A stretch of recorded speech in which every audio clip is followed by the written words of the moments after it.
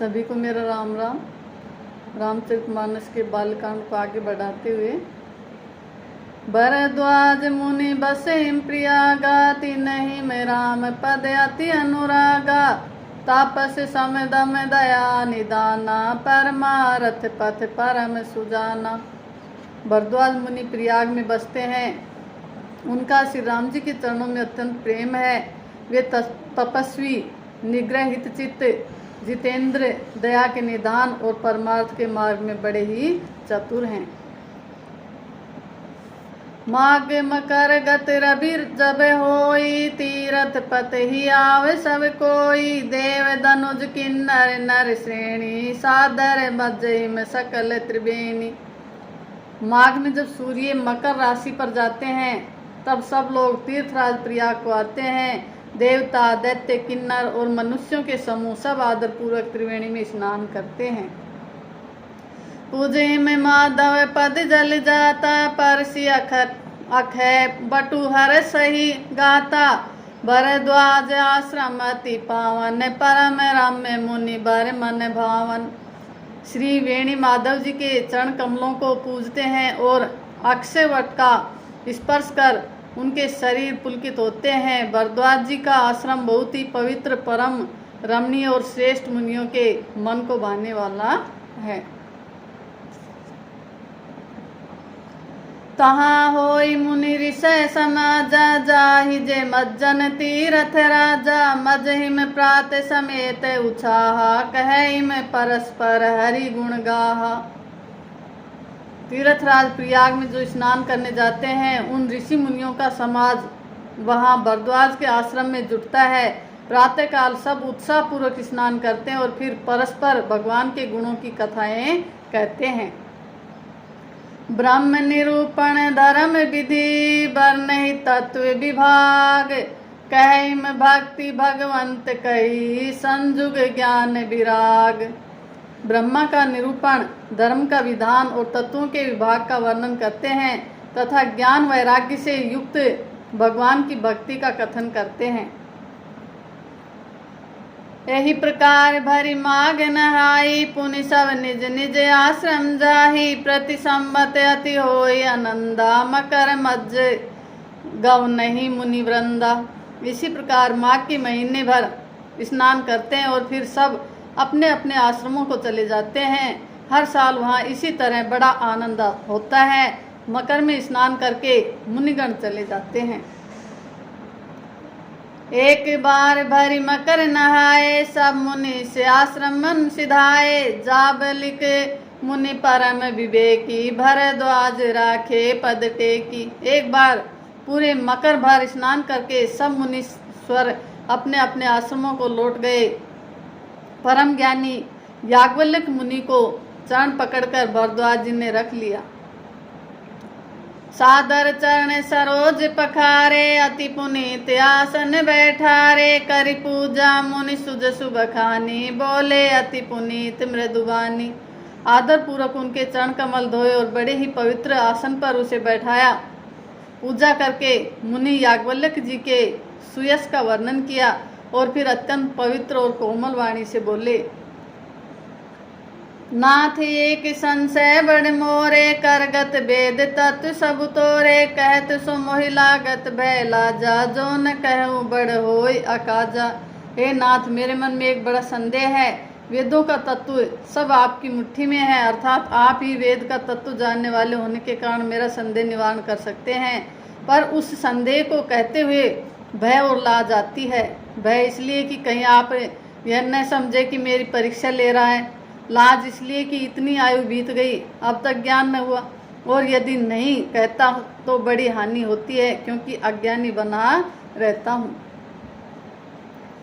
संत कहे मसी नीति प्रभु, श्रुति पुराण मुनि गाव, होई न विमल विवेक उरे, गुर सन किए दुराव। हे प्रभु, संत लोग ऐसी नीति कहते हैं और वेद पुराण और मुनिजन भी यही बताते हैं कि गुरु के साथ छिपाव करने से हृदय में निर्मल ज्ञान नहीं होता। अस विचार प्रगटऊ निज मोहु, हर सुनाथ करि जन पर छोहु, राम नाम कर अमित प्रभावा, संत पुराण उपनिषद गावा।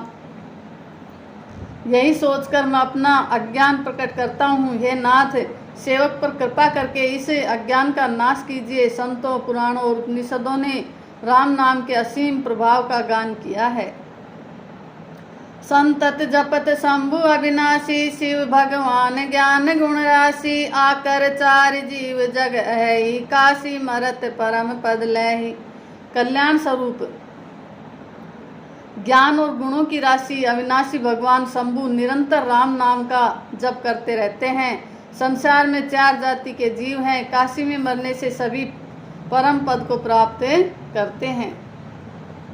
सोपी राम महिमा मुनिराया, शिव उपदेश करत करिदाया। राम कवन प्रभु पूछहु, तो ही कहिए बुझाए कृपा निधि मोहि। हे मुनिराज, वह भी राम नाम की ही महिमा है, क्योंकि शिवजी महाराज दया करके काशी में मरने वाले जीवों को राम नाम का ही उपदेश करते हैं। इसी से उनको परमानंद मिलता है। हे प्रभु, मैं आपसे पूछता हूँ कि वे राम कौन हैं? हे कृपा निदान मुझे समझा करें, कहिए। एक राम अवधेश कुमारा, तिनकर चरित विदित संसारा। नारी विरह दुख लेहु अपारा, भयउ रोष रण रावण मारा। एक राम तो अवधेश नरेश दशरथ के कुमार हैं। उनका चरित्र सारा संसार जानता है। उन्हें स्त्री के विरह में अपार दुख उठाया। उन्होंने स्त्री के विरह में अपार दुख उठाया और क्रोध आने पर युद्ध में रावण को मार डाला। प्रभु सोई राम की अपर को, जाहि जपत त्रिपुरारी। सत्य धाम सर्वज्ञ तुम, कहु विवेक विचारी। हे प्रभु, वही राम है या कोई और दूसरे हैं जिसको शिवजी जपते हैं? आप सत्य के धाम हैं और सब कुछ जानते हैं। ज्ञान विचार करें, कहिए। जैसे मिटे मोर भ्रम भारी, कहु सो कथा नाथ विस्तारी। जाग बलिक बोले मुस्काई, तुम है विदित रघुपति प्रभुताई। हे नाथ, जिस प्रकार मेरा यह भारी भ्रम मिट जाए, आप वही कथा विस्तार पूर्वक कहिए। इस पर याज्ञवल्क्य जी मुस्कुराकर बोले, श्री रघुनाथ जी की प्रभुता को तुम जानते हो। राम भगत तुम मन क्रम बानी, चतुराई तुम्हारी मैं जानी। चाहू सुने राम गुण गूढ़ा, किन्हीं प्रसन्न मनहु अति मूढ़ा। तुम मन वचन और कर्म से श्री राम जी के भक्त हो। तुम्हारी चतुराई को मैं जान गया। तुम श्री राम जी के रहस्यमय गुणों को सुनना चाहते हो। इसी से तुमने ऐसा प्रश्न किया है, मानो बड़े ही मूढ़ हो। तात सुनऊ सादर मन लाई, कहु राम कई कथा सुहाई। महामोह मई से सुविशाला, राम कथा कालिका कराला। हे तात, तुम आदर पूर्वक मन लगाकर सुनो। मैं श्री राम जी की सुंदर कथा कहता हूँ।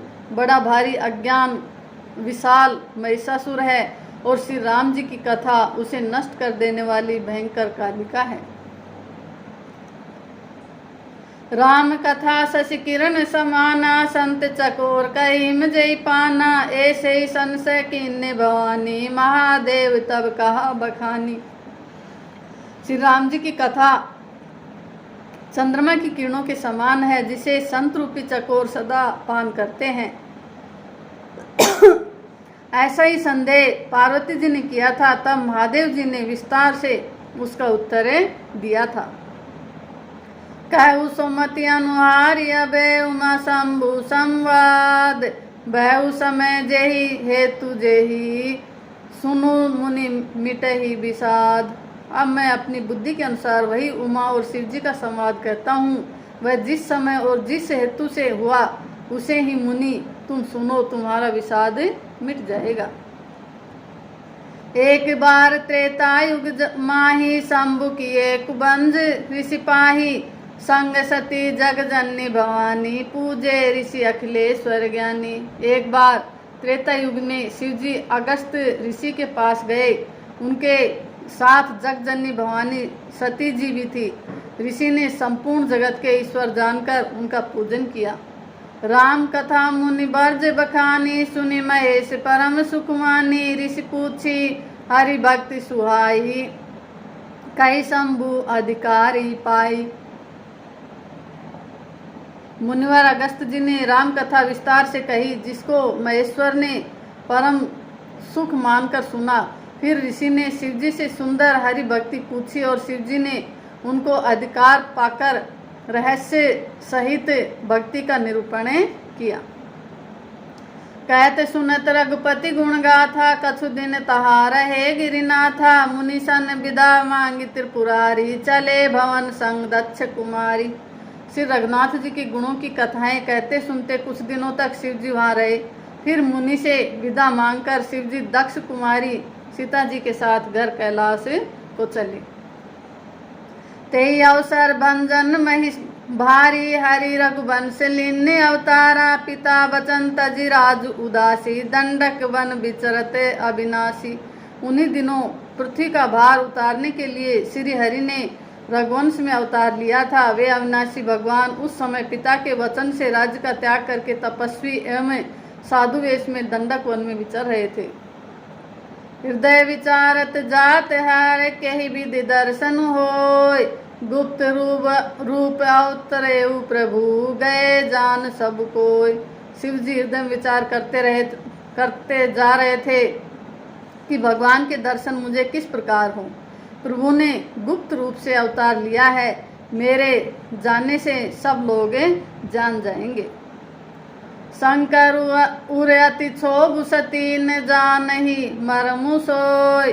तुलसी दर्शन लोभ मन, डरु लोचन लालची। श्री शंकर जी के हृदय में इस बात को लेकर बड़ी खलबली उत्पन्न हो गई, परंतु सती जी इस भेद को नहीं जानती थी।